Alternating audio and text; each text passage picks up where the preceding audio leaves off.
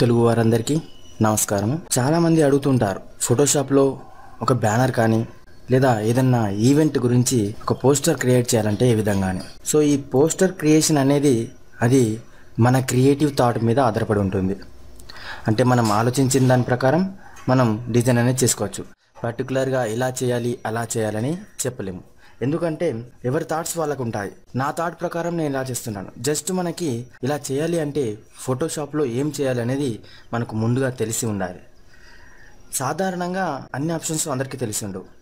Photoshop అనంత సముద్రం లాంటిదని అందుకే అంటారు. అయితే ఇప్పుడు ఫోటోషాప్లో మనం ఒక బ్యానర్ కానీ పోస్టర్ కానీ క్రియేట్ చేయాలి అనేది మనం ఈరోజు తెలుసుకుందాం. ముందుగా ఫోటోషాప్లో మనం బ్యానర్ సైజుని ఎంచుకోవాలి. ఇది మన బ్యానర్కి ఒక ముఖ్య ఘటనలాగా చెప్పుకోవచ్చు. ఎందుకంటే ఒకవేళ మనం చేసిన బ్యానర్ సైజు బయట మనకి అందుబాటులో లేకపోతే మనం దాన్ని కుదించడం కానీ సాగదీయడం కానీ ఇలాంటివి చేయాల్సి వస్తుంది. అలా చేయడం వల్ల మనం చేసిన క్రియేషన్ అనేది దెబ్బతింటుంది. సో అందుకని బ్యానర్ క్రియేషన్లో సైజ్ అనేది ఇంపార్టెంట్. మీకు అందుబాటులో ఉన్న ఫ్లెక్స్ ప్రింటింగ్లలో ఏ సైజు అవైలబుల్లో ఉంటుందో మనకి ముందుగా తెలియాలి. అదేవిధంగా కలర్ ల్యాబ్లో కావచ్చు, పోస్టర్ డిజైనింగ్ అని కావచ్చు. ఇప్పుడు ఉదాహరణకి మనం తీసుకున్నట్లయితే ఒక ఫోటో అనేది 4x6 ఇది మ్యాక్సీ సైజ్ అని కూడా అంటూ ఉంటారు. సో ఇది సాధారణంగా అన్ని చోట్లలో అందుబాటులో ఉండే సైజ్. అదేవిధంగా మనకి 6x8 అని ఇలా చాలా ఉంటాయి. సో మనం ఫ్లెక్స్ ప్రింటింగ్ చేసేటప్పుడు ఇది ఏ సైజులో అందుబాటులో ఉంటుందో తెలుసుకోవాలి.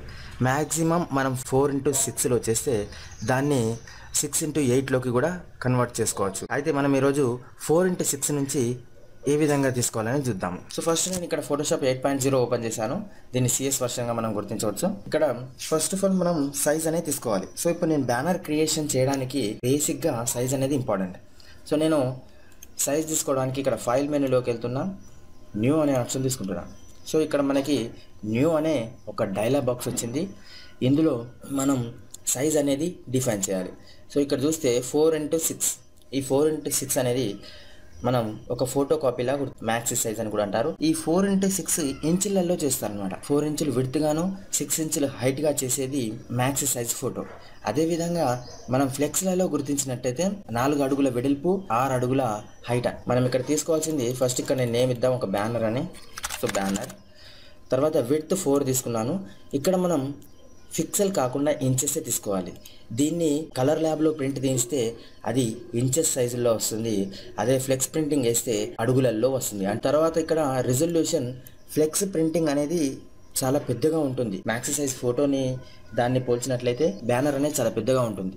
సో అందుకని రిజల్యూషన్ 600 వరకు తప్పకుండా 600 పెట్టుకొని చేస్తే మనం చేసేది పర్ఫెక్ట్గా ప్రింట్ అవుతుంది అనమాట. ఒకవేళ 200, 300లోనే పెడితే మనం చేసింది ఫిక్సలెట్ కానీ లేదా బ్లర్ కానీ అవ్వడం జరుగుతుంది. కొన్ని ఓల్డ్ సిస్టంలో 600 తీసుకుంటే ఆ ఫోటో అనేది లేదా ఆ బ్యానర్ PSD అనేది సరిగా ఓపెన్ కాదు. ఎందుకంటే వాళ్ళ సిస్టమ్ అంత పెద్ద రేంజ్ దాటిని ఓపెన్ చేయాలి. అంటే 1GB ర్యామ్లని కానీ 512 ర్యామ్లు కానీ ప్రాసెసర్ చిన్నది కానీ ఇలా అయితే చాలా కష్టంగా ఉంటుంది.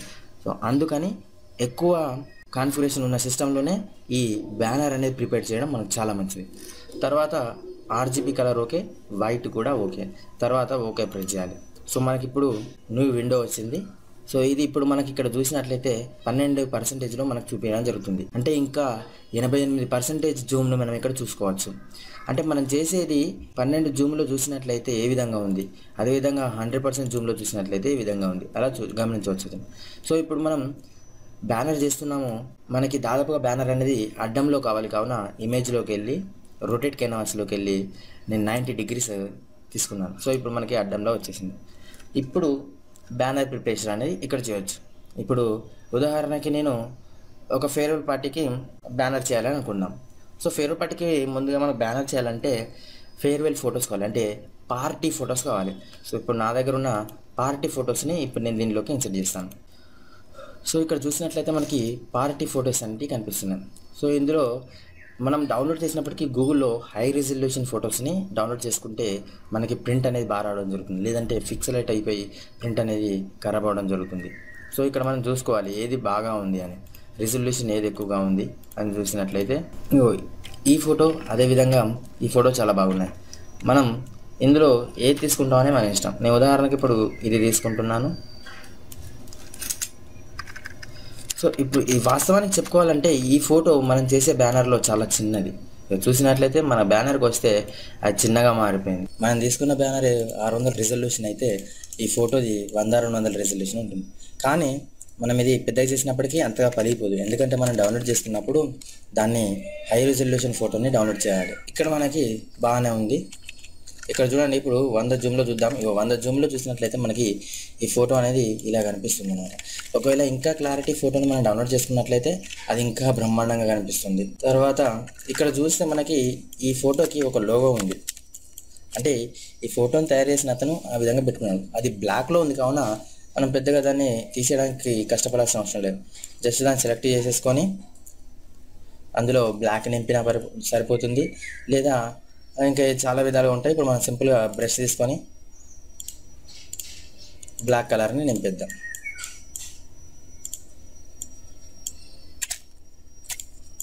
Okay, done. ఇలా ఓకే, ఇప్పుడు బాగానే ఉంది. సో ఇప్పుడు మనం చేయాల్సింది ఏంటంటే సింపుల్గా మనకి కావాల్సిన పేరుని టైప్ చేసుకోవడమే. ఫేర్వెల్ అని ఇచ్చాను, అంటే ఇక్కడ మనం వెల్కమ్ టు ఫేర్వెల్ అని రాయాలి. సో ఇక్కడ పెద్దగా చేస్తున్నాను నేను, ఎందుకంటే ఇది మెయిన్ ఇంపార్టెంట్ కావున ఇది పెద్దగా ఉంటుంది. సో దీనికి మనం తగినట్టుగా ఒక స్టైల్ అనేది క్రియేట్ చేయాలి.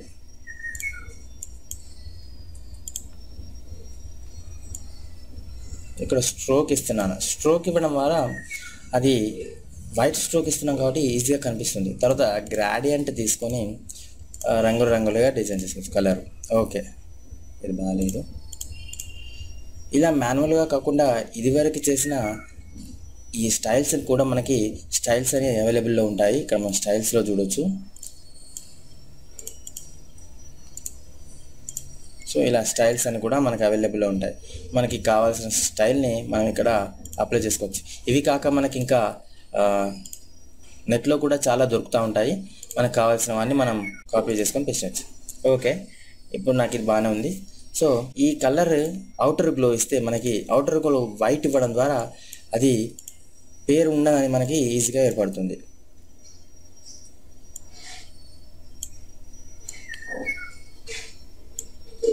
ఓకే, ఇక్కడ ఫేర్వెల్ అని రాసాను. మనం జూమ్ చూసుకున్నట్లయితే ఇప్పుడు ఇది 100% జూమ్.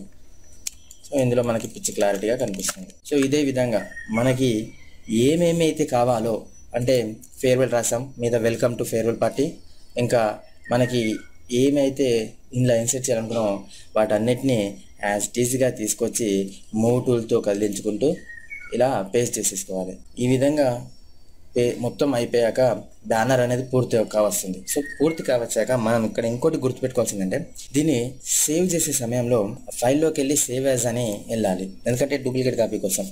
సో నేను డెస్క్టాప్ మీద ఇక్కడ PSD ఫైల్ ఉంది కదా, మనం టిఫ్లోకి సేవ్ చేయాలి. టిఫ్లోకి సేవ్ చేయడం ఓకే అని ప్రెస్ చేశాను. Okay, include all increase the file size ఉంటుంది.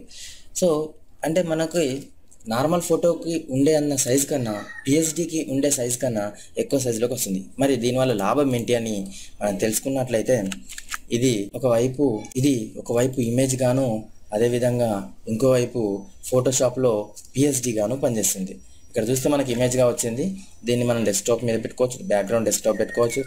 అంటే ఒక ఇమేజ్ని ఏ విధంగా అయితే ట్రీట్ చేస్తామో ప్రతి ఒక్కటి ఈ టిఫ్ ఫైల్ అనేది మనం యూజ్ చేసుకోవచ్చు. కానీ దీని సైజ్ చూసినట్లయితే మనం ఇప్పటివరకు ఏమీ చేయలేదు, అంతగా జస్ట్ ఒక బ్యాక్గ్రౌండ్ వేసాము, అదేవిధంగా ఫేర్వెల్ అని రాసాము. సైజ్ ఇస్తే 36 MB వచ్చింది. అంటే 600 రిజల్యూషన్లో ఉన్న ఫైల్ మనం పూర్తిగా డిజైన్ కంప్లీట్ చేసే వరకు మూవింగ్ అనేది కొద్దిగా స్లో అవుతుంది. అదేవిధంగా ఫైల్ సైజు కూడా 500-600 MBలోకి వెళ్ళే అవకాశం కూడా ఉంది. సో టిఫ్లోకి సేవ్ చేసుకుంటే మనం ఇప్పుడు ఫోటోషాప్ క్లోజ్ చేద్దాం. సో ఈ టిఫ్ అనేది ఏ విధంగా ఓపెన్ అవుతుంది, ఇప్పుడు మనకి ఇమేజ్ లాగా అయితే పనిచేస్తుంది. ఇది అంటే ఒక JPGని ఏ విధంగా అయితే మనం ట్రీట్ చేస్తామో అదేవిధంగా ఈ టిఫ్ ఫైల్ని కూడా మనం ట్రీట్ చేసుకోవచ్చు.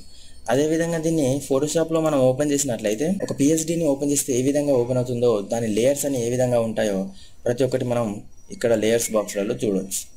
అంటే మనం చేసిన లేయర్స్ అనేవి మనం ఇక్కడ చూసుకోవచ్చు అనమాట. ఇలా టిఫ్లో సేవ్ చేయడం ద్వారా ఒకవైపు ఇమేజ్ గాను ఇంకోవైపు PSD గాను యూజ్ చేసుకోవచ్చు. అయితే ఈ బ్యానర్ క్రియేషన్లో ఇంకొక ఇంపార్టెంట్ పాయింట్ ఏంటంటే అంచుల వైపుగా ఏమీ చేయకూడదు. అంటే ఒక మూలల వైపు కానీ అంచుల వైపు కానీ మ్యాక్సిమం బార్డర్ ఇచ్చేయాలి. అంటే ఒక ఫ్రేమ్ పెట్టాలి, లేదంటే మనకి ఇష్టం ఉన్న బార్డర్ కావచ్చు, బ్లాక్ బార్డర్ కావచ్చు, ఇలా ఇవ్వాలి. ఎందుకంటే ప్రింటింగ్లో అది చూడగానే లుకింగ్ అనేది రావడం జరుగుతుంది. సో ఈ విధంగా మనం బ్యానర్ క్రియేషన్ ఏ విధంగా చేయాలి అనేది తెలుసుకున్నాం. ఇకపోతే సార్ కొంచెమే చేశారు, పూర్తిగా చేయలేదు, ఏ విధంగా చేయాలో తెలియదు కదా అంటారు.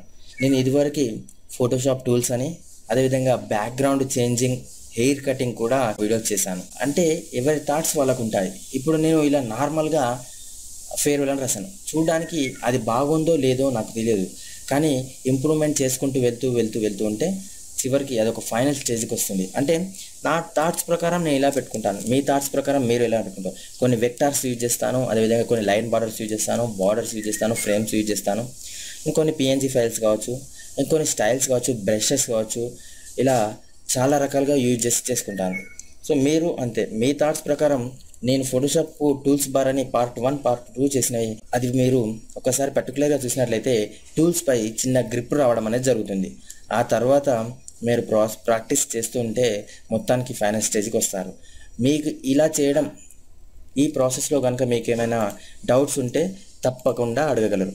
చిన్న డౌట్స్ నుంచి పెద్ద డౌట్స్ కూడా నేను క్లియర్ చేయడానికి రెడీగా ఉంటాను. సో ఈ విధంగా బ్యానర్ క్రియేషన్ అనేది చేస్తాము. So thank you for watching this video. ఈ వీడియో కనుక మీకు నచ్చినట్లయితే మీ మిత్రులు కూడా షేర్ చేయగలరు. అదేవిధంగా మరిన్ని టెక్నికల్ వీడియోస్ కోసం, ఫోటోషాప్ వీడియోస్ కోసం నా యూట్యూబ్ ఛానల్ని సబ్స్క్రైబ్ చేసుకోగలరు. Thank you friends.